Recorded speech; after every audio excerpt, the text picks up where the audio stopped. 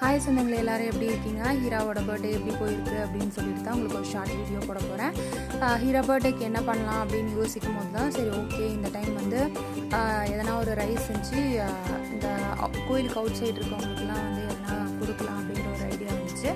அதனால் தக்காளி சாதம், ஊறுகாய், குடல் இது எல்லாத்தையுமே ஒரு பாக்ஸில் பேக் பண்ணி அதை ரெடி பண்ணி ஒரு பாக்ஸில் எடுத்துகிட்டு நான், ஹீரா, அதுக்கப்புறம் அவங்க அப்பா எல்லோரும் கிளம்பி போக ஆரம்பிச்சிட்டோம். அந்த வண்டியில் போகிறதுக்குள்ளே இவ பண்ண அட்டகாசம் கொஞ்சம் இல்லை. அப்புறம் அங்கே கோயிலுக்கு வெளியில் இருக்க பெரியவங்க எல்லாருக்குமே வந்து ஹீரா வந்து டிஸ்ட்ரிபியூட் பண்ண ஆரம்பித்தா.